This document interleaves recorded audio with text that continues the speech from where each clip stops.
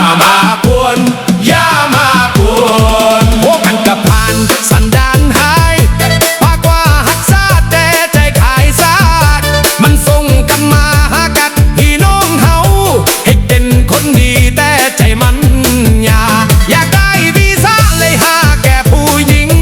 นี่คือความจริงปกปิดความโดดมันมาก้าวโทษเสียหายไปสิปกป้องพักลัดเพื่อไปย่องโยคนตามาลอยอย่าหักษาไว้หน้ามันดังที่โฮอาเซบีนมีแต่เจ็กแต่ลุงกินปาเทคนเล่าอยู่นอกคู่ดีทุกอย่างอย่ามาสร้างภาพให้มันเสียหายอย่ามากวนคนเล่าอยู่นอกเบียอิสระปอให้ไตมาหลอกหักสิเลภาพและภาษาที่ปไตยอย่ามากวนอย่ามากว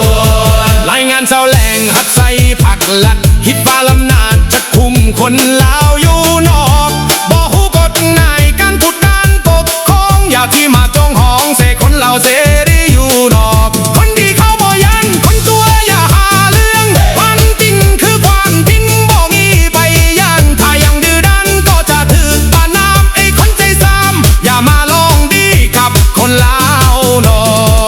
กพี่น้องเฮาฮักเสรีภาพบ่ให้ใบมาบังอาจคมขู่อยู่ในแผ่นดินที่มีกฎหมา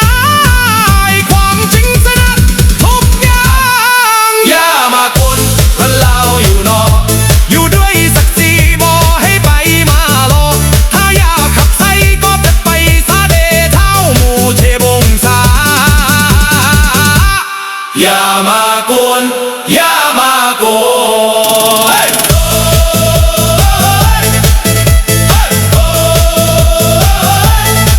อย่ามากวนอย่ามากวนอย่ามากวน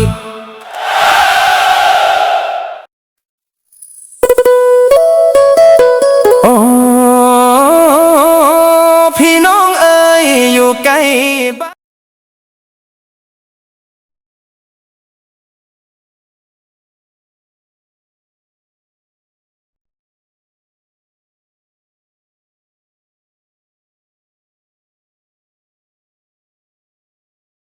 เป็นแนวใดล่ะพี่น้อง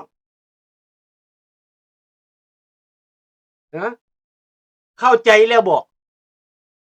อย่าให้เขามากวนอย่าให้เขามาวุ่นอย่าให้เขามาทำลายอย่าให้เขามาอยู่โยงปลุกปั่น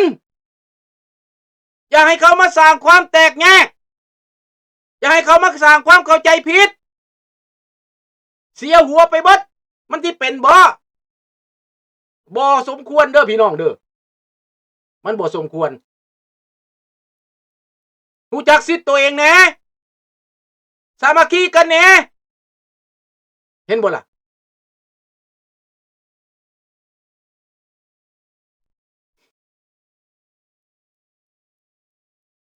อันนี้สำคัญเนี่ยสำคัญ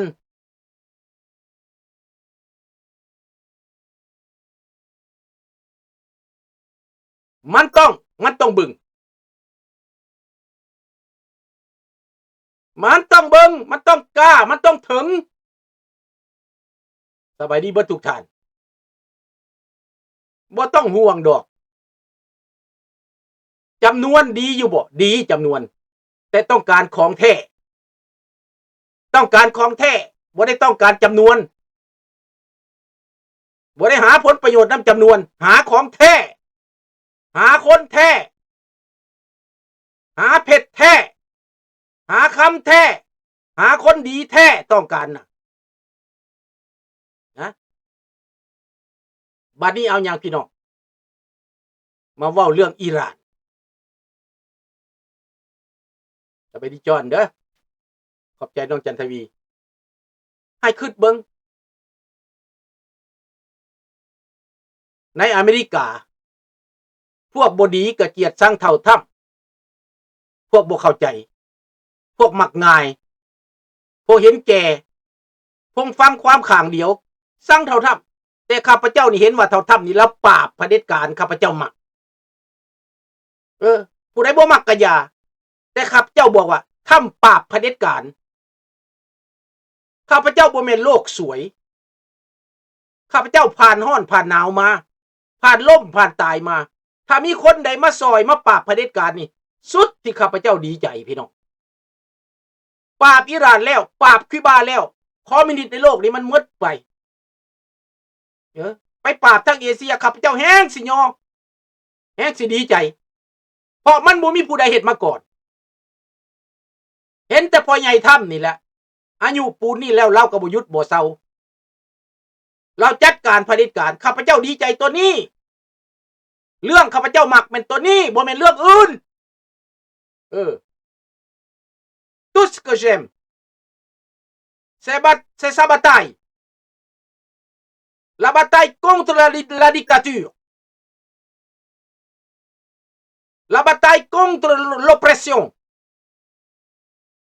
il a l'intention d'aider la population iranienne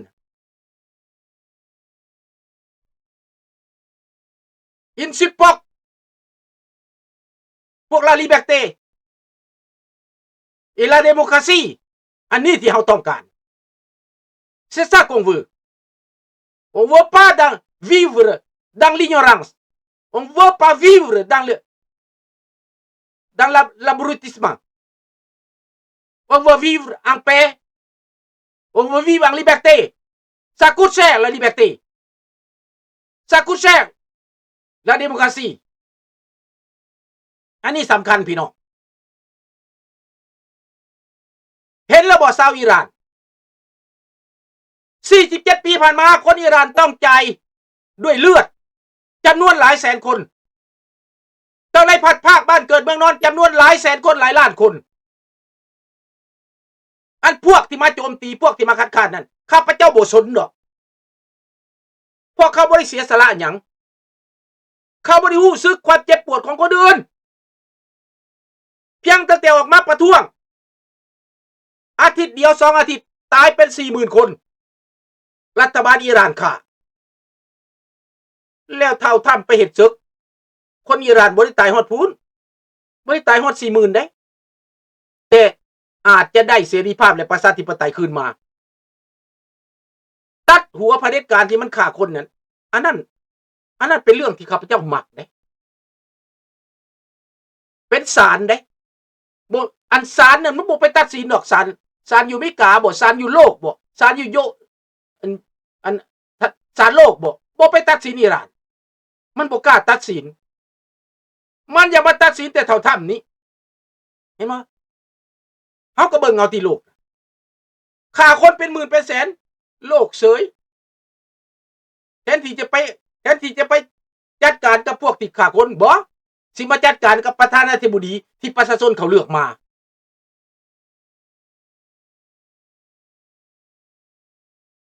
เห็นบ่ล่ะ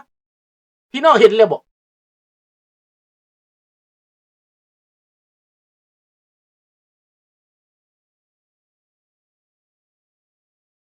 ดังนั้นพี่น้องเบิ่งคักๆโลดแต่คนส่วนใหญ่จะไปตามกระแสของมีเดียกระแสมีเดียของอเมริกาที่เขาต่อต้านพรรคการเมืองของตรงกันข้ามดีบ่ดีก็อยากเขา destroy ตรงกันข้าม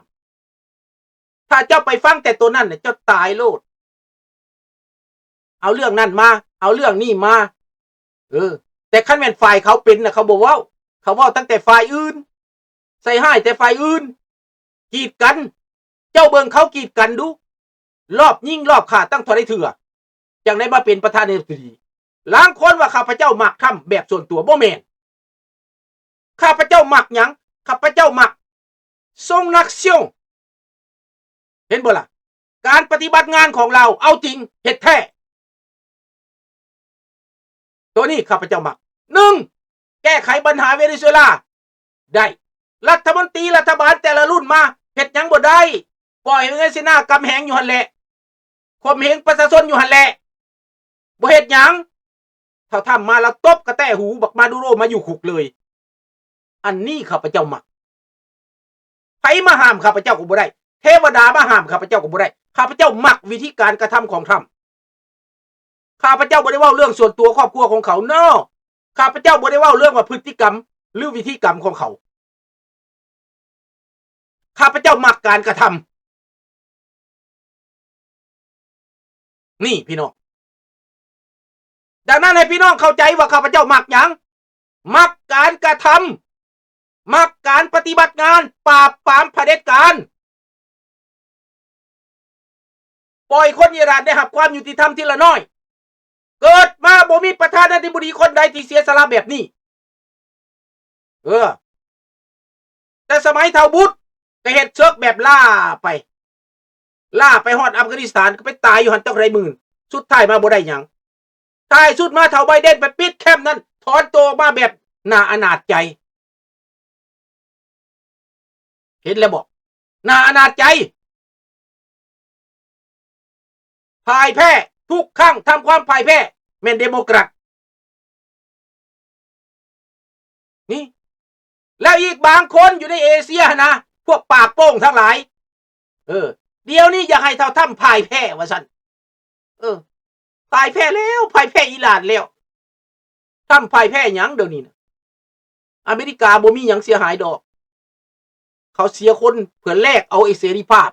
แลกเอาประชาธิปไตยแลกเอาความมั่นคงของโลกในอนาคตต่อไปแล้วเขาเสียหยังล่ะจะไปเบิ่งอิหร่านดูมันสิมุนนุยปุ้ยแล้วจะหน่อยสิกลายเป็นปาเลสไตน์ไปบ่จักพุ่นแล้วกะเบิ่งแหละพี่น้องเจ้ากะเบิ่งเอาแลเทียบเทียงเทียบเอาเบิ่งดูล่ะแล้วเป็นหยังคนทั้งโลกนี่ว่าบ่มักเท่าทำแต่เป็นหยังประชาชนอิหร่านผู้เขาหนีตายมาเขาจังทั้งเต้นทั้งดองเขาจังมวนจังซื่นเขาจังสนับสนุนเท่าทำเขาสิเป็นพันธมิตรอันแน่นอนกับเท่าทำกับอเมริกาในอนาคตประชาชนอิหร่านเสรีเขาต้องการเสรีภาพเขาต้องการเป็นมิตรค้าขายพัฒนาร่วมกันกับอเมริกาเจ้าสิมักเจ้าสิบ่มัก no choice เจ้าสิเอาความหิงเหืองเจ้าเอาความอิจฉาบังเบียดเจ้าคือฝรั่งเศส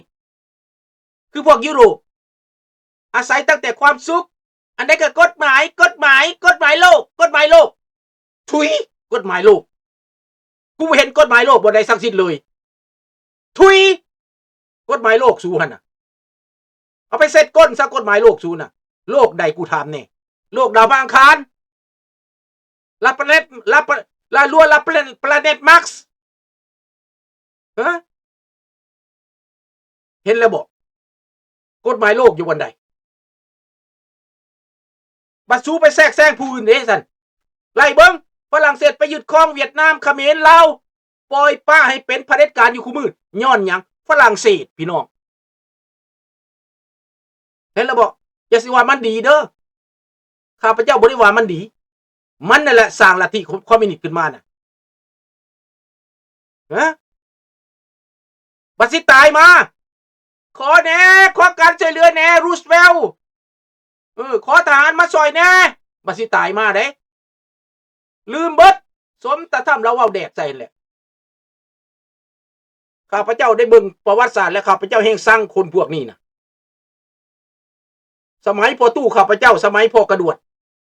เกณฑ์ไปเหตุทางสายรถรางที่เก้าเอาแส่เอาหวายตีพ่อตู้ข้าพเจ้าเข้าก็บ่ได้กินเงินก็บ่จ่ายตีคืองัวคือควายนี่เป็นทาส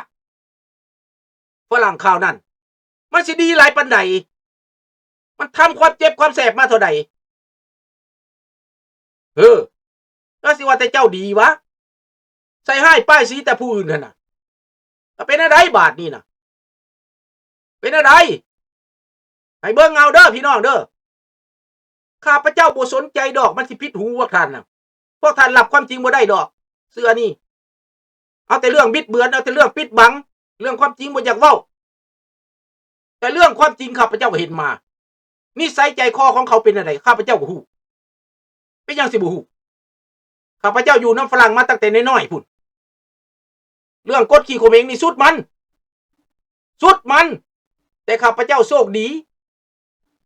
โชคดีที่มีพ่อเลี้ยงเป็นฝรั่งใครแน่ มันให้กิน